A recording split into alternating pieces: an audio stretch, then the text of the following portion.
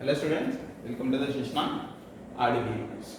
In our today's session, we are going to discuss one of the constraints which we have discussed in the earlier session. What is the constraint? Constraint is the general rule or the conditions that we are placing onto our table. Already I told you people we will be having a domain constraint. What is the domain? Domain is a particular field or else a knowledge that we are taking from the table. For example, student ID. Here I will be entering 1001. This is the domain. This is the value, right? We will be putting the domain constant. Student ID, SID. When I am declaring SID, I will be making it as integer. You need to enter only integer values within this SID column. Like this, we will be putting some restrictions onto our table, onto our database in order to have an accurate information into our database, which will never allow you people to do the wrong things into database. Okay, now we will be discussing this key constraints in detail like this one. See, we have discussed we are having so many keys like primary key, foreign key, super key, candidate key, alternate key and super key. I already had told you people, right? And apart from this, how we will be placing these key constraints onto our table, that will play a key role. Consider, for example, if I am taking a table which is an employee table. Employee table will consist what? Employees information like employee ID, employee name, employee designation, employee date of birth, employee salary, blah blah blah, employee department in which he is working. And when we are having such kind of information need to be developed, we need to put the constraint. We need to put the constraint onto this employee table, where you people will be putting the constraints like when you are entering the date, it should be entered into the date format only. When you are entering the employee ID, it should not be null. Okay, every employee should have some what? ID. By that only we can recognize the employees, right? Department number. Every employee must work in some or the other way. They will be included in one department. So these fields should not have any empty values. So in that way, we will be putting some restriction towards our employee table. See, primary key constraint. As I told you people, in an employee table, we will be having employee ID, which will be retrieving the information from your table uniquely when we are having what? Employee ID. And I will be making this employee ID as what? Primary key. So that it will be recognizing, it will be retrieving the information when we are requesting for it by holding the employee ID information. Now, after this, you people will be having employee name. After this, you people will be having some age, date of birth, and after this, we will be having some department number in which he is working. And again, we will be having different tables like department. Right, we will be having department number, department name, department location like this.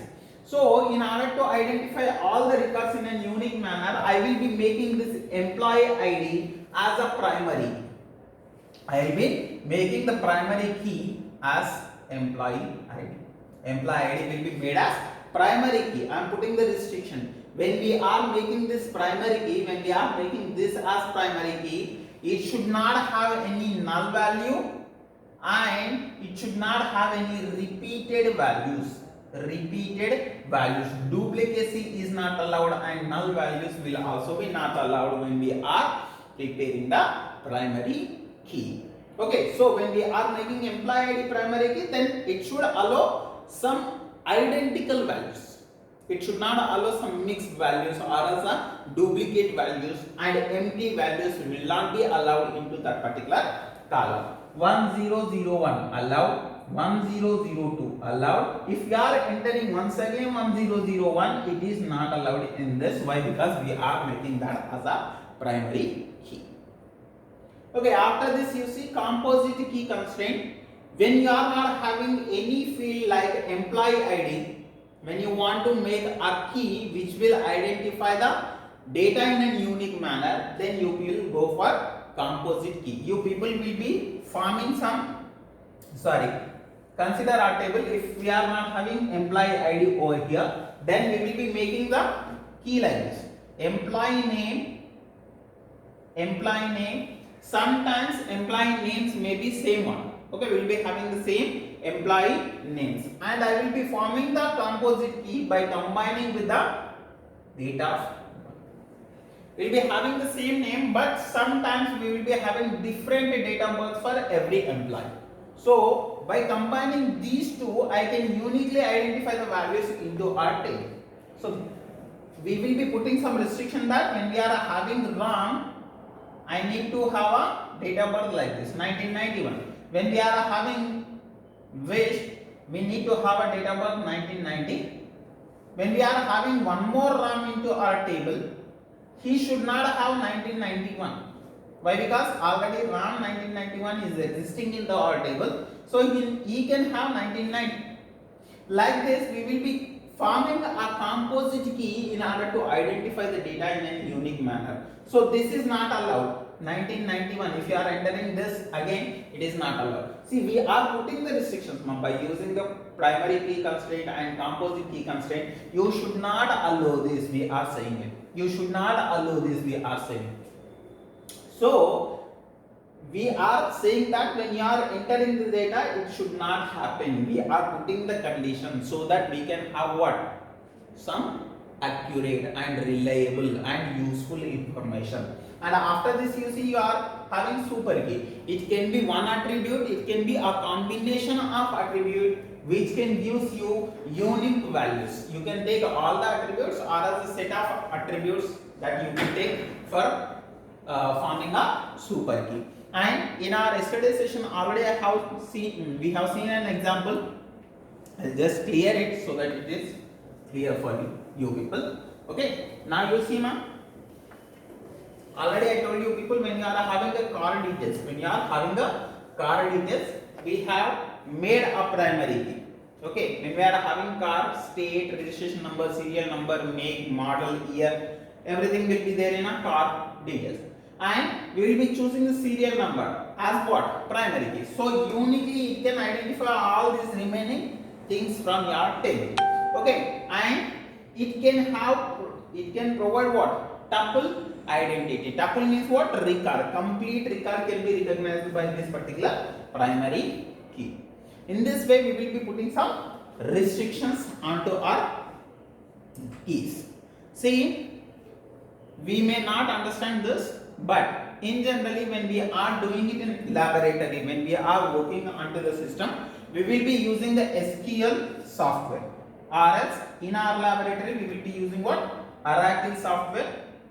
Okay, by using this, we will be developing our databases, we will be creating our tables. I can say this is a syntax, this is an example. I can say this is an example for creating a table called employee table.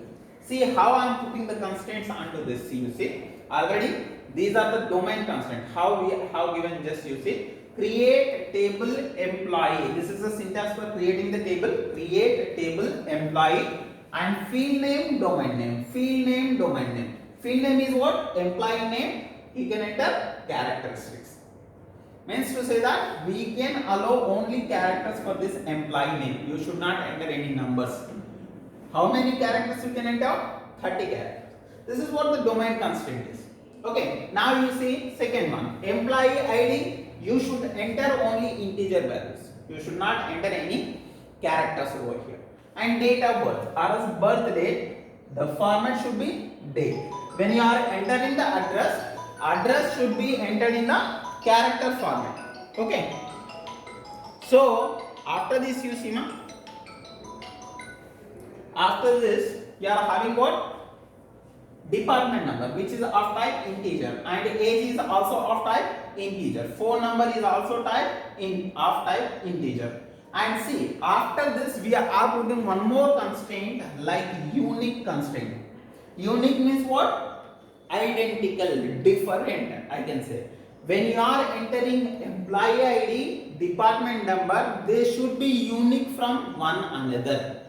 Okay, they should be unique from one another. When you are using key, called unique key constraint is used on column employee ID and department number, which ensures that the value inserted in the columns are unique. When you are inserting the data into these two columns, they should be identical, they should be unique, I can say. For that reason we will be using unique key constraint. Actually here we are saying key constraint and we are discussing about the primary key and composite key, and after this we have discussed about the super key, but here you need to know about unique key constraint.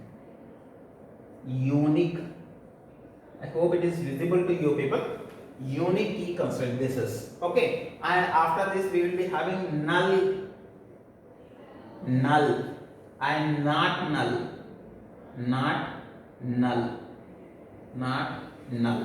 Sorry, not null. When you are using this not null, it won't allow you people to enter a blank value. See ma, I will take the example so that it will be clear. And unique will allow you people to enter only unique values. See here I am creating one more constraint key. What? Primary key, onto which I am creating a employee ID column. Employee ID column will be considered as a primary key. When I am making this as a primary key, it should not allow null values, it should not allow redundant data, it should be unique data, I can say, so that we can easily retrieve the data by holding the primary key. Okay, now consider that there is a table with the employee ID, employee name, and then employee date of birth. Okay, and then we are having department number, phone number. Okay, these are the things.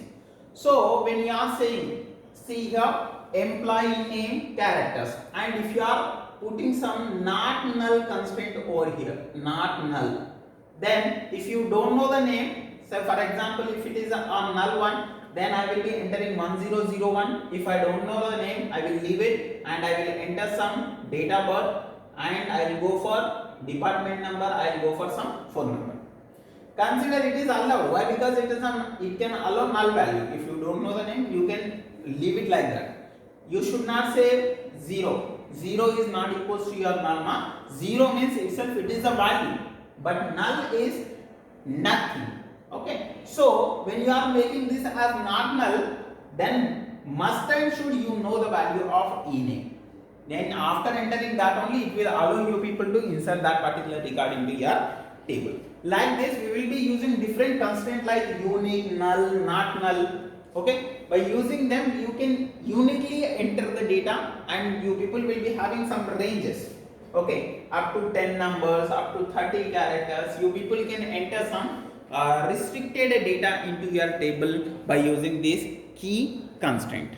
Okay, if you are getting this, it is okay. If you are not getting this syntax also, it is okay. Why? Because when we are doing the practice, when we are going for the lab, there you people will be receiving how the syntax will be executed. This is a syntax one. This is the example for creating a table called employee. Create table employee, employee name, employee ID, employee date of birth, address, and each domain is given with some type of data. In that particular column we can enter that type of data only.